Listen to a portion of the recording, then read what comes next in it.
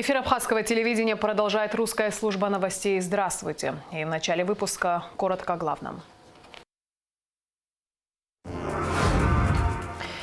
Первый вице-премьер, министр сельского хозяйства Беслан Джопу ознакомился с ходом реализации сельхозпроектов, выигравших тендер. Госкомсвязь продлил срок ограничений на доступ в интернет для майнеров. Доступ через VPN к сайтам для майнинга станет невозможным. В Сухуми прошла вторая страновая конференция российских соотечественников в Абхазии, участники которой подвели итоги работы за год и обсудили дальнейшие планы.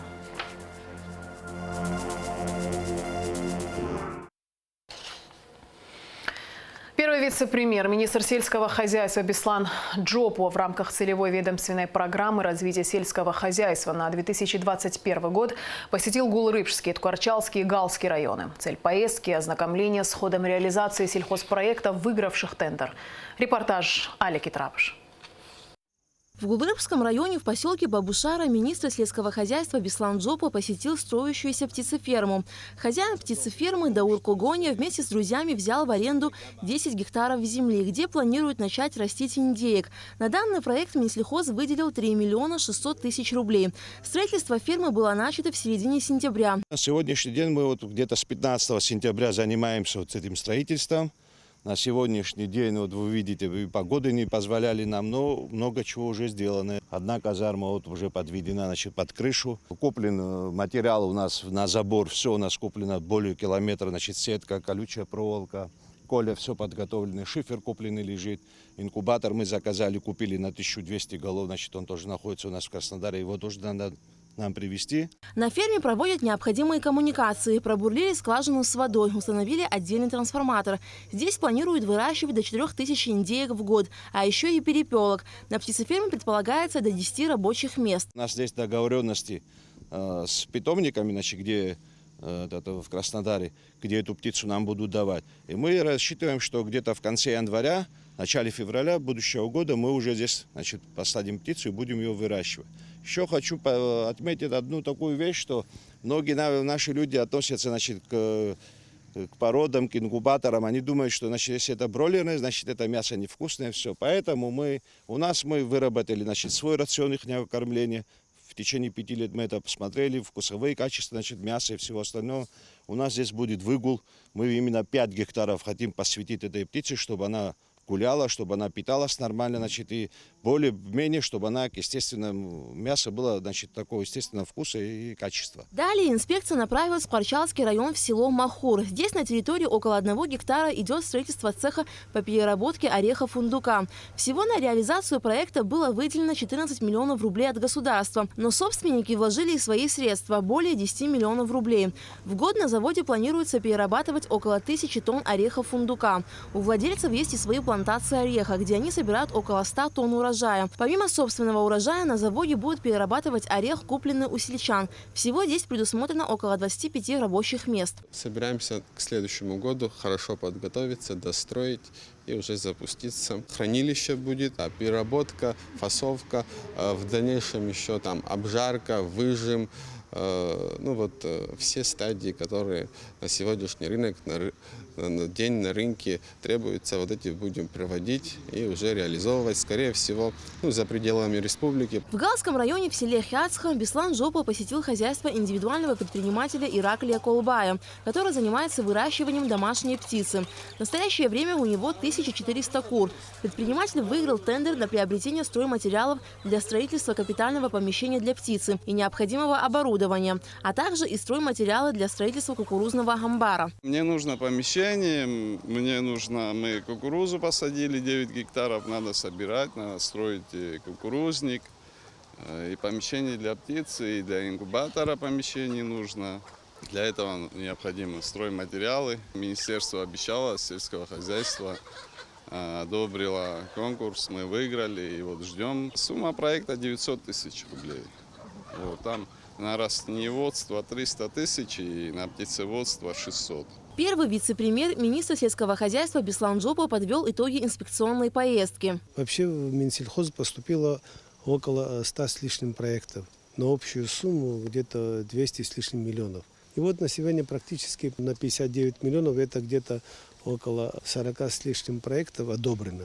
Мы многие проекты, где необходимо строительство тех или иных объектов, заключили, как того требует наша программа, с государственными структурами, то есть с Абхазстроем. Они ведут работы, они прошли все экспертизы необходимые, одобренные. Вот сегодня те небольшие несколько объектов, которые мы по птичнику, где выращивание индюшек там, и перепела, мы видели, где переработка орехов, в селе Мохор Клачанского района. Но это все проекты, которые они более-менее такие на начальной стадии, как вы видели. И поэтому эти проекты, эти 59 миллионов, и то уже только предоплата, а часть денег пока находится в Минсельхозе, мы практически с условием того, что эти проекты будем каждый шаг их, не каждое освоение будем контролировать. Таким образом, сегодня первая инспекция была. Но пока первое начало, я думаю, что где-то через месяц многие проекты уже можно будет увидеть результаты этих проектов. Закуп первой партии оборудования для реализации сельхозпроектов уже осуществлен. Совсем скоро их передадут сельчанам, выигравшим тендер. Алика Трапшира, Мукамки, Абхазское телевидение. Министр обороны Владимир Ануа подписал приказ о призыве в октябре-декабре 2021 года граждан Республики Абхазия на военную службу и увольнении с военной службы граждан, проходящих службу по призыву. Согласно приказу, с 1 октября по 31 декабря на военную службу призываются граждане в возрасте от 18 до 27 лет, не пребывающие в запасе и подлежащие призыву в соответствии с законом. Командирам воинских частей и подразделений предписано уволить в запас солдат, матросов, сержантов, старшин, срок военной службы которых истек. В администрации города Сухум состоялось расширенное совещание оперативного штаба по борьбе с незаконной добычей криптовалют с участием руководителей Домуправления и представителей Черноморэнерго Госстандарта. Присутствовали также депутаты Сухумского городского собрания. Подробности в репортаже пресс-службы столичной администрации. В администрации города Сухум состоялось расширенное совещание оперативного штаба по борьбе с незаконной добычей криптовалют. На совещание пригласили руководителей домоуправления, представителей Черноморэнерго Госстандарта. Присутствовали также депутаты Сухумского городского собрания. Предстоит сложный сезон. Зима впереди. Так начал совещание глава администрации Сухума Беслан Эшпа. Он поинтересовался у представителей СУЭС, какие показатели потребления электроэнергии по столице с наступлением осенних холодов. Нагрузки по всем подстанциям растут равномерно, в рабочем диапазоне. Пиковых показателей пока нет, сообщил Тимур Джинжолия. За сентябрь месяц объем потребления миллионов киловатт-часов сколько вышел? 28 миллионов. В 2018 году у нас было всего 24 миллиона в сентябре месяце. Какой-то рост у нас в любом случае присутствует в наших сетях. В 2019 году было 32 миллиона у нас за сентябрь. Нагрузки в связи с похолоданием на сегодняшний день у нас, конечно, увеличились. Львиная доля потребления, конечно, у нас идет на население. На совещании обсудили статистику оплаты за потребленную электроэнергию. Начальник отдела энергосбыта проинформировал, что в связи с пандемией уже 2 года не применяется практика отключения злостных неплательщиков. Стабильно платят только 30% абонентов. Сумма, взысканная с потребителей, чуть ниже, чем в августе, у нас составляет 8 миллионов 875 тысяч 600 рублей. Из них население взыскано 3 миллиона 400 тысяч рублей. И 5,5 миллионов взыскано с юридических лиц. Общее за третий квартал 2021 года взыскано 27 миллионов 830 тысяч рублей. По Сухуму на сегодняшний день всего 5200 приборов учета электроэнергии. Недавно их установили еще в 14 многоквартирных домах.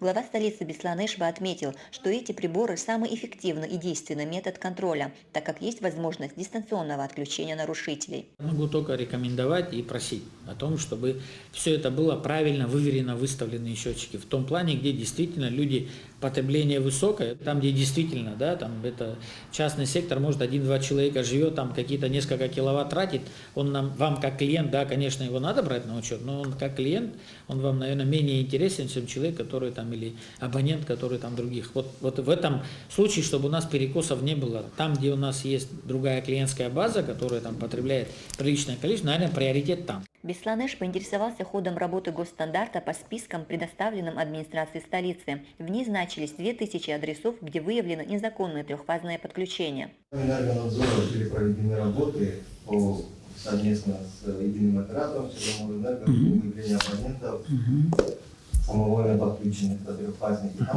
42 было абонента, которым... Сколько? 42 абонента, ну что именно по трехфазнику. Так.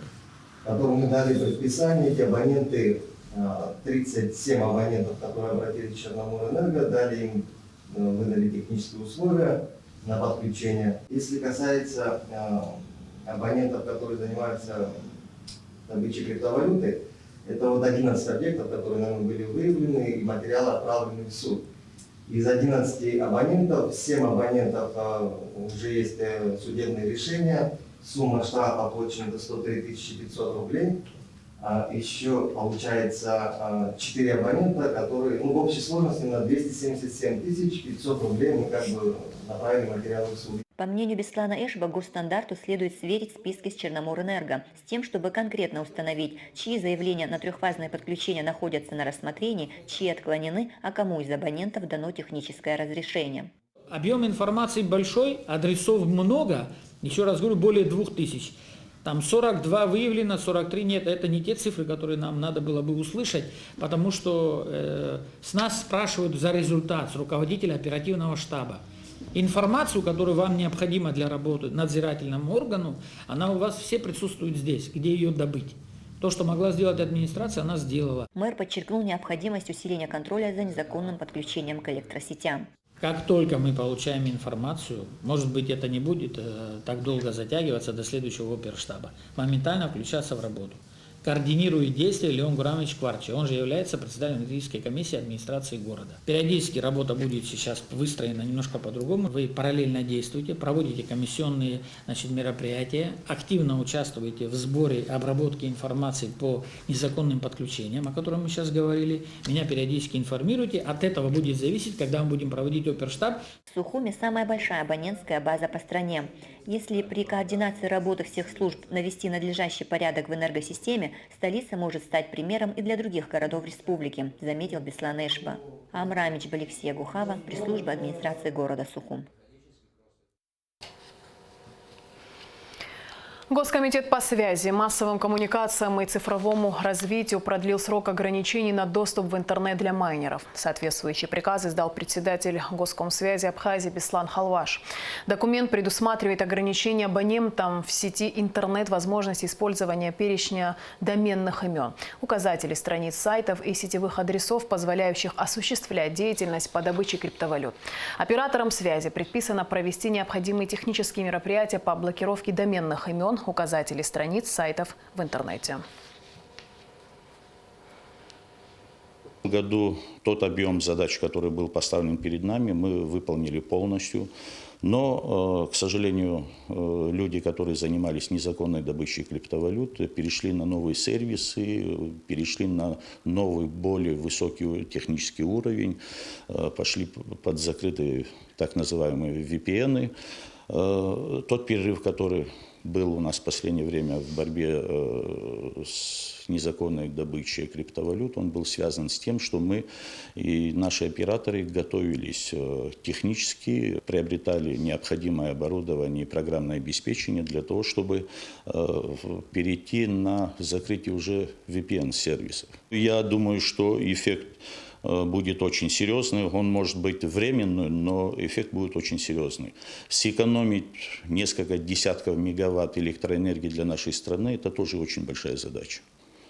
И это нам необходимо на сегодняшний день. Президент Абхазии Аслан Бжаня поздравил президента России Владимира Путина с днем рождения. Вы по праву являетесь лидером мирового масштаба и исторического значения. Под вашим руководством Россия возродилась в качестве великой державы, играющей ведущую роль в защите мира и безопасности, основополагающих принципов международного права. Трудно переоценить ваш личный вклад в укрепление безопасности, социально-экономического сотрудничества, культурных и гуманитарных связей между Республикой Абхазия и Российской Федерацией. Убежден, при наличии столь прочного фундамента динамика отношений между нашими народами будет только нарастать, говорится в частности в поздравлении. В Сухуми прошла вторая страновая конференция российских соотечественников в Абхазии, организованная Координационным союзом организаций русских соотечественников КСОРС Абхазии. Участникам конференции направил приветственный адрес президент Аслан Бжания. Русская община Абхазии является неотъемлемой частью нашего общества. И наша общая задача – создать гармонично развивающиеся отношения между всеми этническими группами, отметил в частности президент. Начиная с 20-х годов представители русской интеллигенции и бизнеса внесли значительный вклад в развитие нашей страны. Многие архитектурные памятники, созданные в то время, и сегодня украшают города Абхазии. Наша задача не потерять, а развивать наше культурное богатство, подчеркивается в приветственном адресе Аслана Бжания. Во второй страновой конференции приняли участие делегаты 22 организаций русских соотечественников и гости, среди которых советник-посланник посольства России Максим Литвинов, исполняющий обязанности руководителя председательства Россотрудничества Михаил Масаев, секретарь Совета безопасности Абхазии Сергей Шамба, вице-премьер Сергей Пустовалов. В рамках конференции были подведены итоги работы за годы и намечены дальнейшие планы. По результатам выборов председателем КСОРС стал Олег Юрченко. Представителем КСОРС в региональном координационном совете Наталья Каюн. Кроме того, еще 3 организации были приняты в состав КСОРС. Культурный фонд «Платформа», общественная организация «Русский дом» и молодежная общественная организация «Фениксы». По итогам конференции была принята резолюция. Выработали резолюцию из 24 пунктов. Все направлено на единство, на общие усилия соотечественников, на защиту их прав, на помощь друг другу, на взаимодействие. То есть резолюция направлена именно на это. Были 22 организации соотечественников, русских соотечественников в Абхазии. Следующее когда пройдет? Наверное, осенью, также после сезона, в 2022 году, если Бог даст.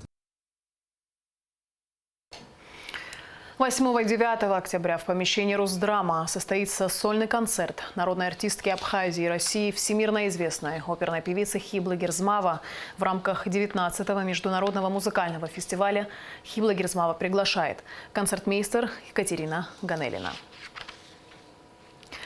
Молодежному театру Абхазии присудили победу в номинации за создание яркой сценической атмосферы на 2-м международном фестивале национальных театров, который проходил в Махачкале с 28 сентября по 5 октября.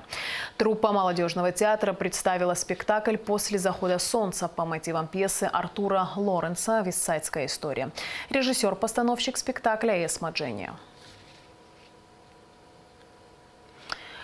В Ткварчалской школе номер 2 имени Юрия Воронова в актовом зале и 2 кабинетах ведутся ремонтные работы. Эти помещения, как и сама школа, давно в них нуждались.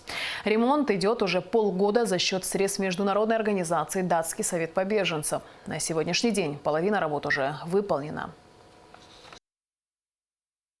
У нас актовый зал был уже лет 10, даже больше 10, закрыт на капитальный ремонт.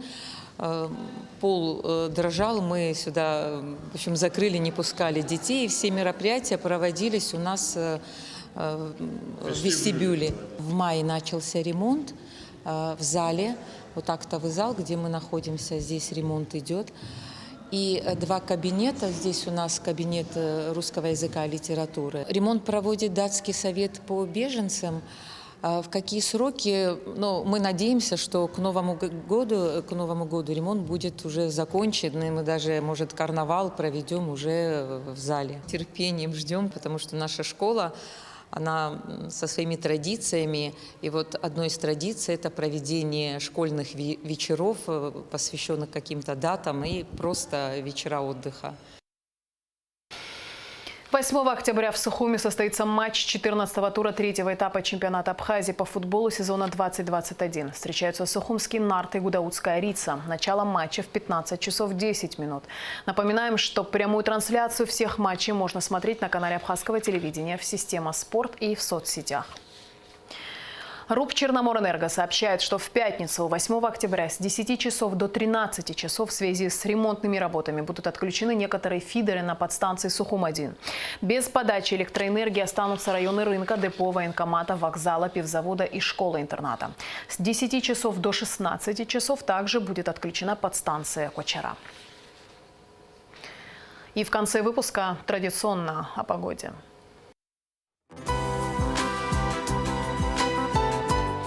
По сообщению гидрометцентра, в пятницу 8 октября в Абхазии ожидается небольшая облачность без осадков. Температура воздуха ночью плюс 9-14, днем 17-22. Температура морской воды плюс 21.